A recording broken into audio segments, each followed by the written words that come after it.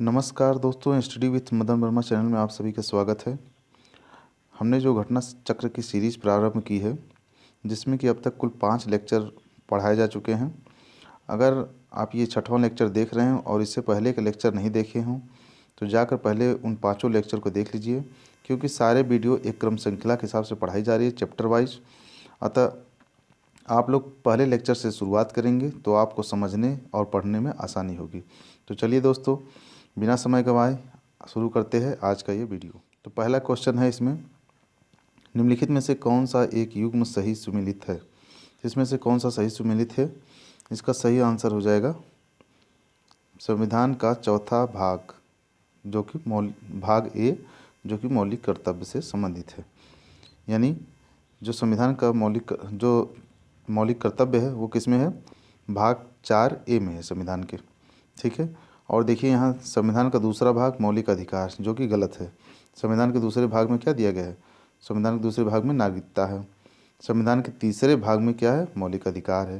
तो ये एक दूसरे के क्रॉस में दिया गया है।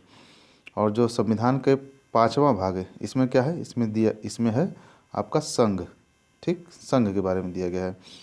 लेकिन यहाँ पे क्या दिया गया है? यहाँ पे बताया गया है कि ये राज्य के नीति निर्देशक तत्व है, जो कि गलत है। ठीक है। तो इसमें आंसर क्या सही हो जाएगा? ये हो जाएगा सी सही।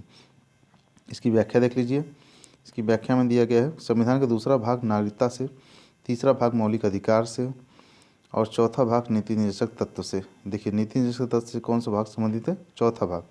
दूसरे भाग में क्या दिया गया है संविधान के? नागरिकता। भाग 3 में क्या दिया गया है? तो मौलिक अधिकार। भाग 4A में क्या दिया गया है? मौलिक कर्तव्य दिया गया है। और भाग 5 में क्या दिया गया? तो इसमें संघ से संबंधित है। ठीक है। चलिए अगला प्रश्न देख लेते हैं। सूची 1 को सूची 2 से सुमेलित करना है। तो चलिए इसको सुमेलित कर लेते हैं। भारतीय संविधान का भाग 9 किससे संबंधित है? ये है पंचायत से संबंधित। भारतीय संविधान का भाग 8 किससे संबंधित है? तो ये संघ राज्य क्षेत्र से संबंधित है। ठीक है, केंद्र शासित प्रदेशों से। भारतीय संविधान का भाग 4A किससे संबंधित है? ये मूल कर्तव्य से संबंधित है। भारतीय संविधान का भाग 9A किससे संबंधित है? ये नगर पालिका से संबंधित है। तो ये चारों आपने देख लिया।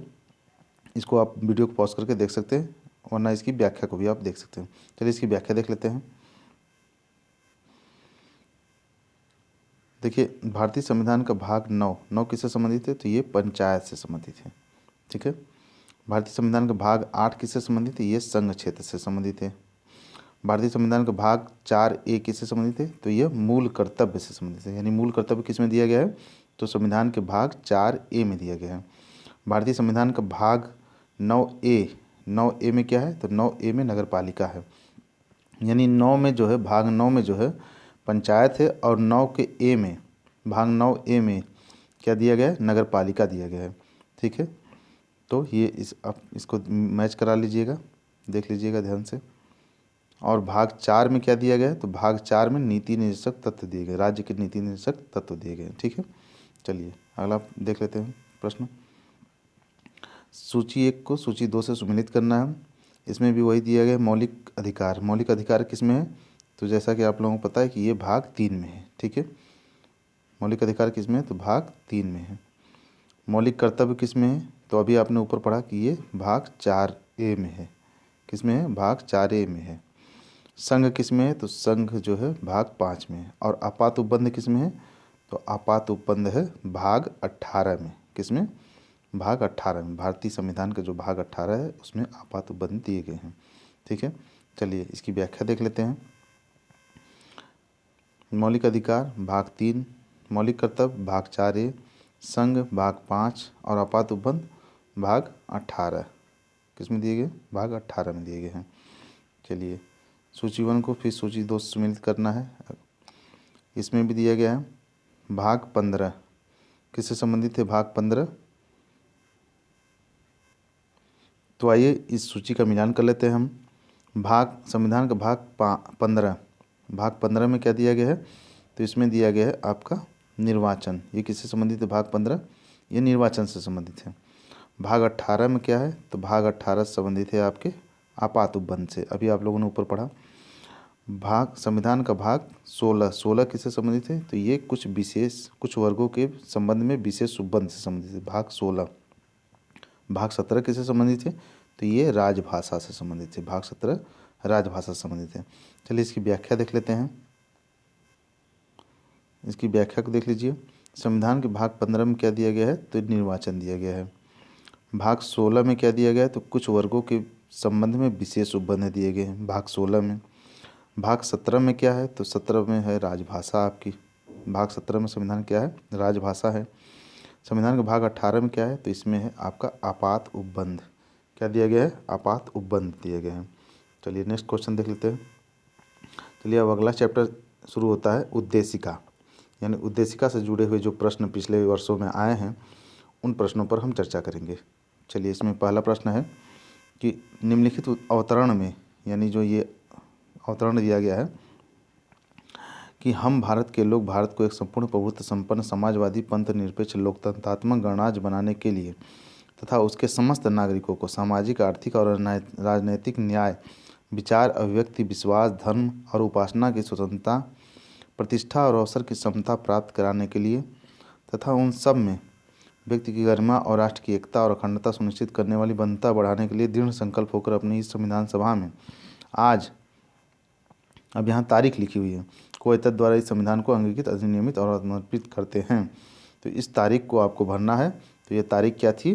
जैसा कि आप लोगों को पता होगा कि हमारा संविधान किस दिन बनकर तैयार हुआ था। वह तारीख थी 26 नवंबर 1949 को। किस दिन बनकर तैयार हुआ था हमारा भारतीय संविधान? 26 नवंबर 1949 को। ठीक है, चलिए इसकी व्याख्या देख लेते हैं।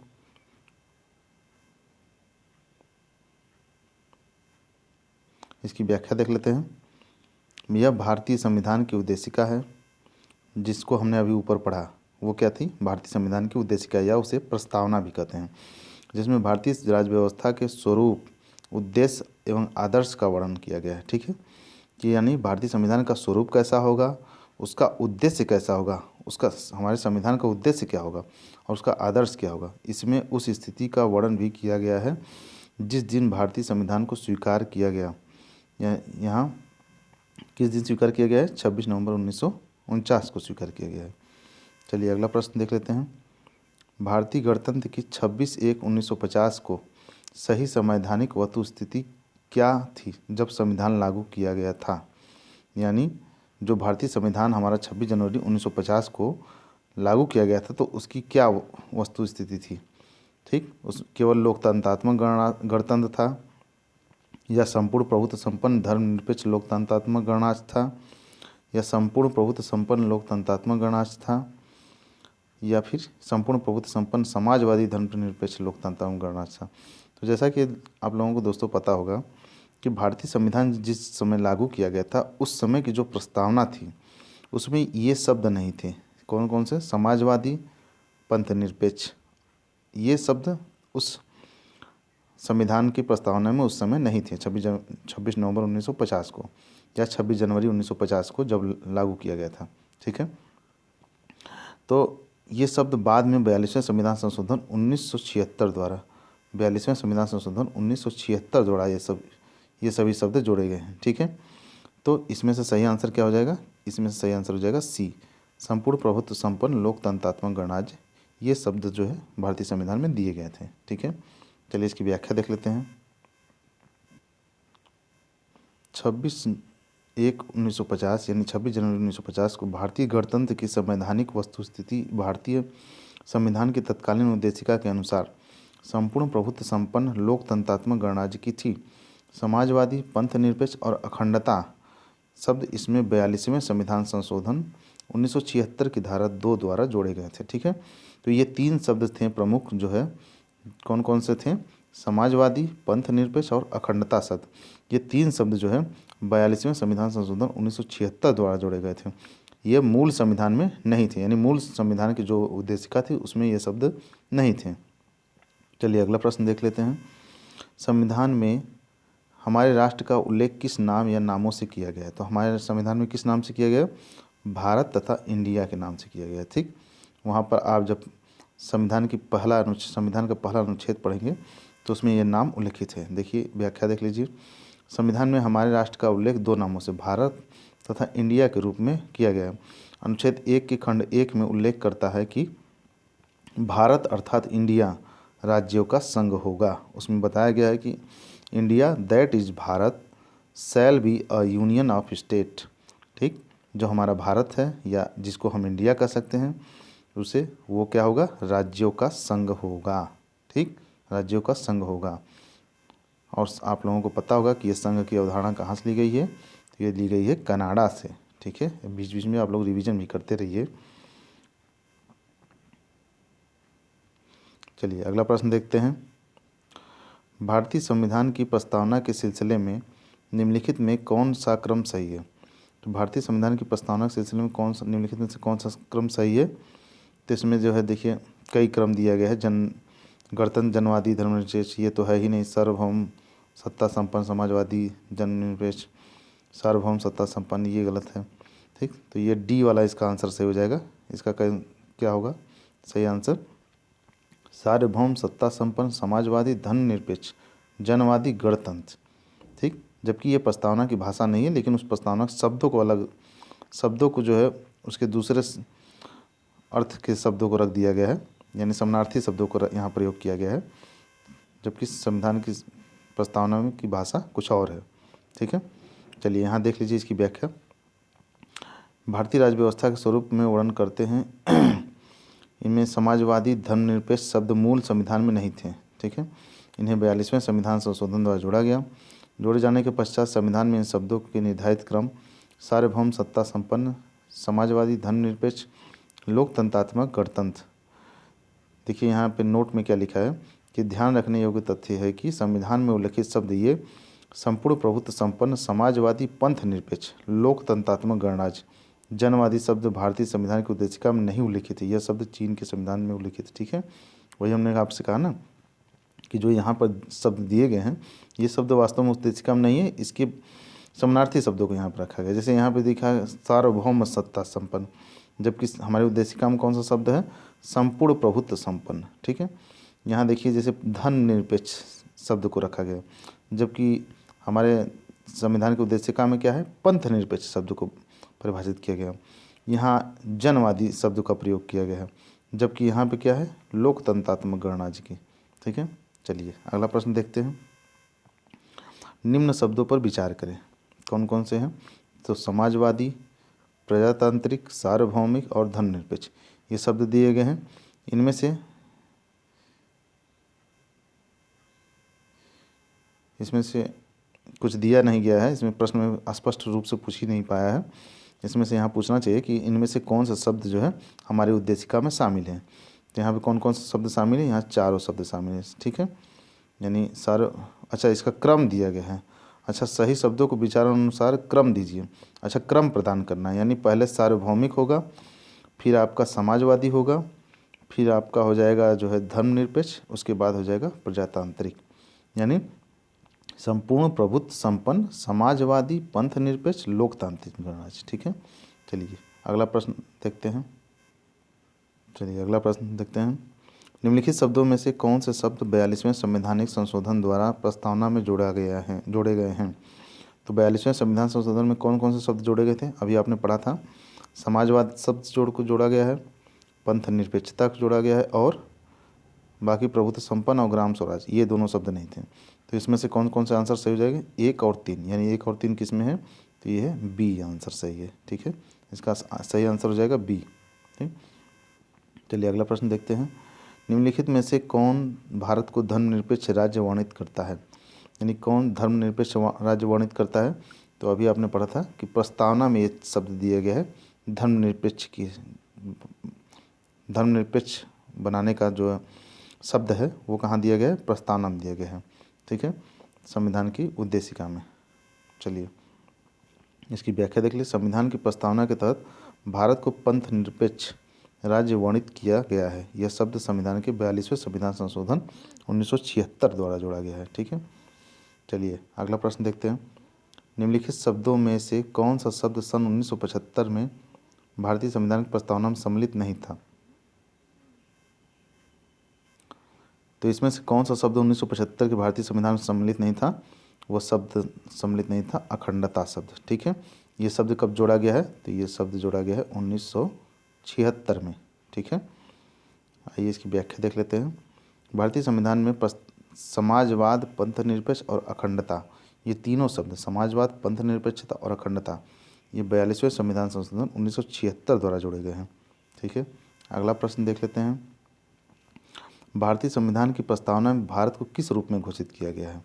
तो भारत की प्रस्तावना में संविधान की प्रस्तावना में भारत को एक सार्वभौम, समाजवादी, पंथनिरपेक्ष और प्रजातांत्रिक गणतंत्र के रूप में घोषित किया गया है। ठीक है, इसकी प्रस्तावना, इसकी व्याख्या देख लेते हैं। भारतीय संविधान की प्रस्तावना में भारत को एक सार्वभौम, समाजवादी, धर्मनिरपेक्ष, लोकतांत्रिक गणतंत्र के रूप में घोषित किया गया है। चलिए अगला प्रश्न देख लेते हैं। संविधान की उद्देशिका के संबंध में निम्न कथनों पर विचार कीजिए। तो प्रश्न कौन, और इसमें बताना है कि इनमें से बताइए कौन कौन से सही हैं। ठीक है, तो पहला क्या है? पहला कथन है, पंडित नेहरू द्वारा प्रस्तुत ऑब्जेक्टिव प्रस्ताव अंततोगत्वा उद्देशिका बना। क्या यह बात सही है? तो ये बात सत्य है। ठीक है, क्यों? पंडित नेहरू द्वारा ही यह प्रस्तावना का प्रस्ताव पेश किया गया था उद्देशिका का। ठीक है, और यही बाद में चलकर उद्देशिका बना था। दूसरा क्या है कथन? इसकी प्रकृति न्याय योग्य नहीं है। यानी न्याय योग्य नहीं है मतलब आप उद्देशिका के शब्दों को लेकर आप न्यायालय में चैलेंज नहीं कर सकते। ठीक है, तो ये इसकी प्रकृति न्याय योग्य नहीं, ये बात भी सत्य है। ठीक है, कोई वाद दायर नहीं कर सकते आप मतलब न्यायालय में उद्देशिका को लेकर। ठीक है, चलिए अगला क्या है? इसका संशोधन नहीं किया जा सकता। उद्देशिका में तो आप जैसा जानते हैं कि 42वां संविधान संशोधन 1976 में 3 शब्द जोड़े गए थे, तो इसमें संशोधन हो सकता है। यानी ये क्या है? गलत है। एक सही है, 2 सही है, और चौथा क्या है? संविधान के विशिष्ट प्रावधानों को यह रद्द नहीं कर सकता। तो संविधान के विशिष्ट प्रावधानों को ये ओवरराइड नहीं कर सकता। क्या यह सही है? ये गलत है। इसका मतलब ये कथन भी सत्य है। ठीक है, तो संविधान के विशिष्ट प्रावधानों को यह रद्द नहीं कर सकता, रद्द कर सकता है। उद्देशिका के जो शब्द हैं ये रद्द कर सकता है। यानी अगर कोई भी इन शब्दों के खिलाफ, यानी जैसे कि धर्मनिरपेक्षता या पंथनिरपेक्षता शब्द को ले लीजिए, अगर सरकार कोई भी ऐसा कदम उठाती है जिसमें पंथनिरपेक्षता शब्द को वो ओवरराइड करता है, यानी उसका उल्लंघन करता है, तो यहाँ पर उद्देशिका क्या कर सकती है? उसके विशिष्ट सरकार के उस प्रस्ताव को खारिज कर सकती है, या फिर वो सुप्रीम कोर्ट उसे ऑटोमेटिक अपने जुडिशियल रिव्यू के पावर से उसे शून्य घोषित कर सकती है। ठीक है, चलिए अगला इसकी व्याख्या देख लेते हैं। पंडित नेहरू द्वारा 13 दिसंबर 1946 को कब प्रस्तुत किया गया था? 13 दिसंबर 1946 को प्रस्तुत तथा संविधान सभा द्वारा 22 जनवरी 1947, 13 दिसंबर को इन्होंने प्रस्तुत किया था अपना प्रस्ताव, और 22 जनवरी 1947 को स्वीकृत ऑब्जेक्टिव प्रस्ताव ही अंततोगत्वा भारतीय संविधान की उद्देशिका बना। ठीक है, जो इन्होंने एक ऑब्जेक्टिव प्रस्ताव या उद्देशिका पेश किया था, उद्देश्य वही बाद में चल के भारत की संविधान की उद्देशिका बना था। इसकी प्रकृति न्याय योग्य नहीं है।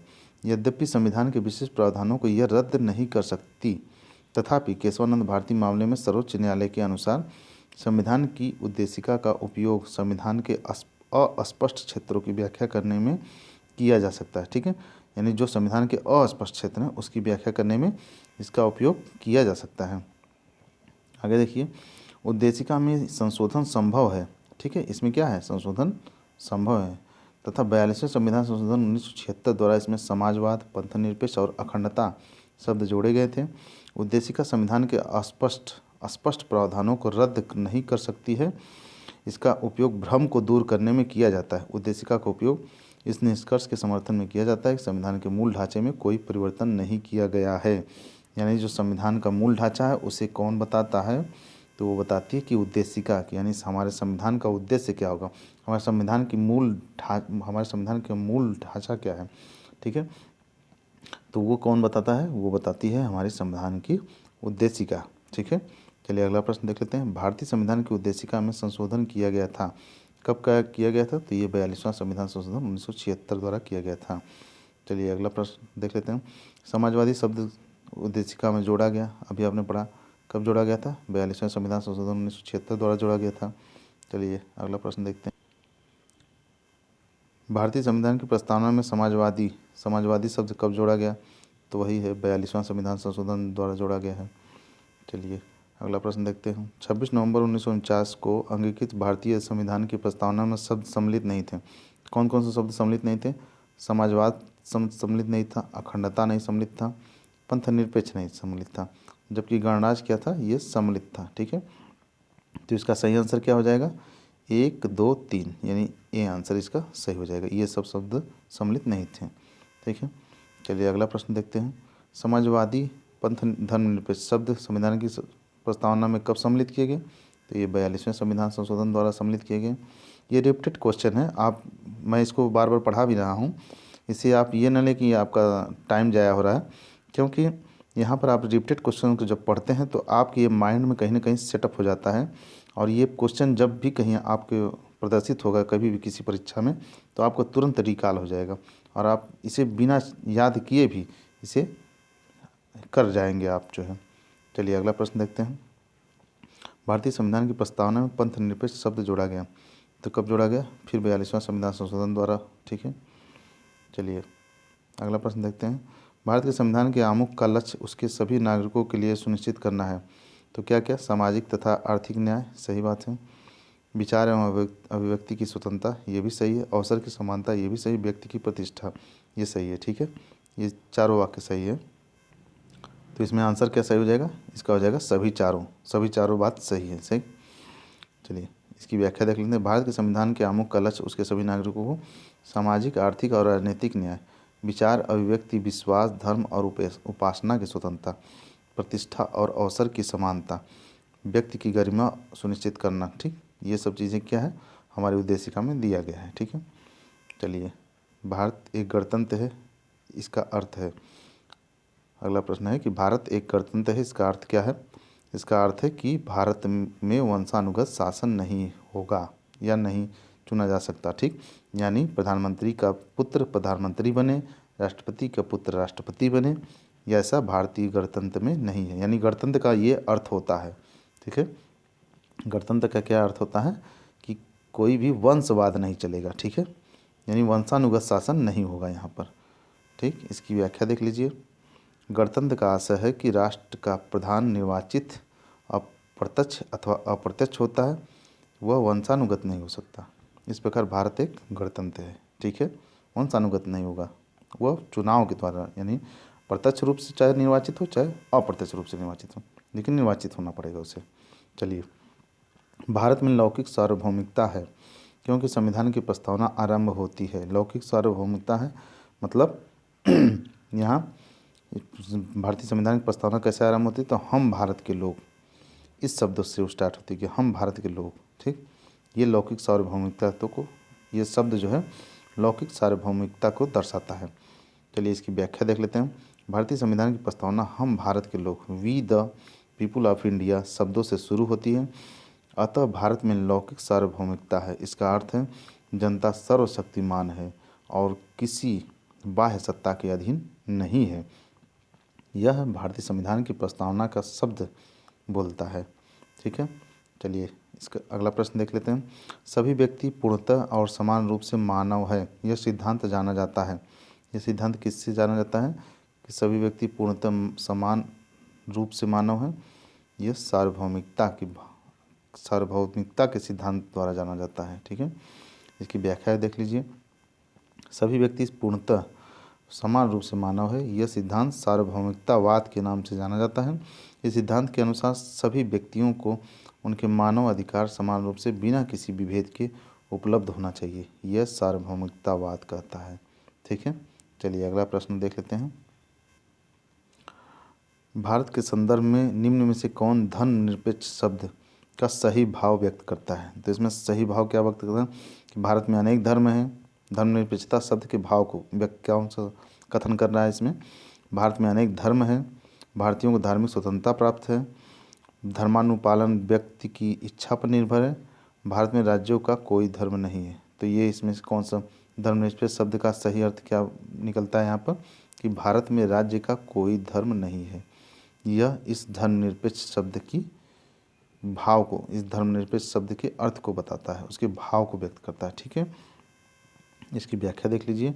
भारत में पंथ निरपेक्ष, धर्मनिरपेक्ष, पंथ निरपेक्ष या फिर धर्मनिरपेक्ष राज्य होने का सही भाव यह है कि भारत में राज्य का कोई धर्म नहीं है, तदनुसार सभी धर्मों को राज्य द्वारा समान प्रशय अपेक्षित है। यानी यहाँ पर भारत राज्य का, यानी अपने भारत देश का कोई भी एक पर्टिकुलर धर्म नहीं है, बल्कि यहाँ सभी धर्मों को समान रूप से प्रशय दिया गया है, उनका सम्मान किया जाता है। चलिए अगला प्रश्न देखते हैं। निम्नलिखित में से कौन सा शब्द भारत के संविधान की उद्देशिका में नहीं है? भारत के संविधान की उद्देशिका में नहीं, कौन कौन शब्द उद्देशिका में नहीं है? अच्छा, वर्तमान समय की परिप्रेक्ष्य में पूछा जा रहा है तो ये लोक कल्याण शब्द उद्देशिका में नहीं है, जबकि पंथ निरपेक्ष, समाजवादी, प्रभुत्वता संपन्न ये सभी शब्द दिए गए हैं। ठीक है, इसकी व्याख्या हम देख लीजिए, वही चीज़ दिए गए प्रस्तावना में, प्रभुत्व संपन्न, समाजवादी, पंथ निरपेक्ष, लोकतंत्रात्मक गणराज्य शब्द दिए गए हैं। चलिए इसकी व्याख्या, अगला प्रश्न देख लेते हैं। भारतीय संविधान की प्रस्तावना में निम्नलिखित में से किस स्वतंत्रता का वर्णन नहीं है? यानी इसके में से कौन सी स्वतंत्रता नहीं दी गई? तो विचार की स्वतंत्रता है, विचार, अभिव्यक्ति, विश्वास, धर्म और उपासना की स्वतंत्रता, ये 5 प्रकार की स्वतंत्रता की बात की गई है। आप इसको याद कर लीजिएगा। तो विचार की स्वतंत्रता है, विचार प्रकट करने की स्वतंत्रता है, विश्वास की स्वतंत्रता है। ठीक है, देखिए लेकिन आर्थिक स्वतंत्रता की बात नहीं की गई है। ठीक है, देखिए इस स्वतंत्रता को आप पढ़ लीजिएगा। उद्देशिका में कितने प्रकार की स्वतंत्रता है? देखिए प्रस्तावना में दिया गया कि सामाजिक, आर्थिक और राजनीतिक न्याय। तो न्याय कितने प्रकार का है? सामाजिक रूप न्याय है, आर्थिक न्याय है और राजनैतिक न्याय है। 3 प्रकार के न्याय की बात की गई। और स्वतंत्रता कितने प्रकार की है? तो विचार, अभिव्यक्ति, विश्वास, धर्म और उपासना की स्वतंत्रता। स्वतंत्रता कितने प्रकार की? तो 5 प्रकार की। विचार की है, अभिव्यक्ति की है, विश्वास की है, धर्म की है और उपासना की है। और यहाँ क्या है? समानता। तो किसकी किसकी समानता? प्रतिष्ठा और अवसर की समानता का वर्णन है। ठीक है, कितने प्रकार की समानता? प्रतिष्ठा और अवसर की समानता का वर्णन है। ठीक है, तो यहाँ स्वतंत्रता में कहीं आर्थिक स्वतंत्रता की बात नहीं की गई है। ठीक, आप लोग इसे याद कर लीजिएगा। निम्नलिखित में से कौन भारतीय संविधान की प्रस्तावना में उल्लिखित नहीं है? भारतीय संविधान में क्या नहीं उल्लिखित है? धार्मिक न्याय, यह भारतीय संविधान के प्रस्तावना में नहीं उल्लिखित है। सामाजिक न्याय, आर्थिक न्याय और राजनीतिक न्याय की बात की गई, जैसा कि अभी आप लोगों ने ऊपर देखा था। ठीक है, चलिए अगला प्रश्न देख लेते हैं। संविधान की प्रस्तावना के बारे में कौन सा कथन सही है? तो इसमें से कौन सा कथन सही है? समाजवादी धर्मनिरपेक्ष शब्द 1950 में लागू संविधान के अंग नहीं थे, ये बात तो सही है। तो ये सही है, तो बाकी सब गलत होंगे। सही है। चलिए अगला प्रश्न देख लेते हैं, इसकी व्याख्या देख लीजिए। समाजवादी धर्मनिरपेक्ष शब्द जो है 1950 में नहीं लागू थे, बल्कि कब जोड़े गए? 42वें संविधान संशोधन 1976 द्वारा जोड़े गए थे। चलिए अगला प्रश्न देखिए। भारतीय संविधान का कौन सा भाग संविधान की आत्मा कहलाता है? तो संविधान की आत्मा आप जैसा कि जानते हैं कि उद्देशिका को भारतीय संविधान की आत्मा कहलाता है। और ये जो संवैधानिक उपचारों का अधिकार है, ये किसके द्वारा कहा गया कि ये संविधान की आत्मा है? तो ये डॉक्टर भीमराव अम्बेडकर द्वारा कहा गया है कि संवैधानिक उपचारों का अधिकार संविधान की आत्मा है। ठीक है, इसकी व्याख्या देख लीजिए। भारतीय संविधान की उद्देशिका को संविधान की आत्मा, क्या उद्देशिका को संविधान की आत्मा कहा जाता है। के एम मुंशी ने इसे राजनीतिक जनपत्री, पॉलिटिकल होरोस्कोप कहा है। सुभाष कश्यप ने कहा है कि संविधान शरीर है तो प्रस्तावना उसकी आत्मा। देखिए सुभाष कश्यप ने भी कहा है कि संविधान यदि शरीर है तो प्रस्तावना क्या है? उसकी आत्मा है। प्रस्तावना आधारशिला है तो संविधान उस पर खड़ी अट्टालिका है। लोक सेवा आयोग ने उत्तर प्रदेश ने इस प्रश्न का उत्तर उद्देशिका को माना है। ज्ञात है कि डॉक्टर भीमराव अम्बेडकर ने संवैधानिक उपचारों के अधिकार, ठीक है, संवैधानिक उपचारों के अधिकार को संविधान की आत्मा और हृदय कहा है। ठीक, तो ये डॉक्टर भीमराव अम्बेडकर के अनुसार जो है संवैधानिक उपचारों का अधिकार संविधान की आत्मा है, जबकि अन्य लोगों के अनुसार, अन्य विद्वानों के अनुसार जो संविधान के मूल आत्मा क्या है? तो वो उद्देशिका को। ठीक है, चलिए अगला प्रश्न देख लेते हैं। निम्नलिखित में से किसने भारतीय संविधान की प्रस्तावना को हमारे संपन्न प्रजातांत्रिक गणतंत्र की जन्म कुंडली कहा? तो इसमें किसने कहा है? तो इसमें कहा था के.एम. मुंशी ने। अभी आपने ऊपर व्याख्या में पढ़ा है, ठीक है, के.एम. मुंशी ने कहा है। तो के.एम. मुंशी ने भारतीय संविधान की प्रस्तावना को हमारे प्रभुत्व संपन्न प्रजातांत्रिक गणतंत्र की जन्म कुंडली कहा है, ठीक है। ये किसने कहा है? तो ये कहा है के.एम. मुंशी ने, ठीक है। तो आज का ये वीडियो यहीं समाप्त होता है दोस्तों। इसके आगे की लेक्चर सीरीज अगले लेक्चर में मिलेगी आपको। अगर ये वीडियो आपको पसंद आ रहा हो तो कृपया लाइक, शेयर एवं सब्सक्राइब करना न भूलिएगा। आज के इस वीडियो में बस इतना ही। धन्यवाद।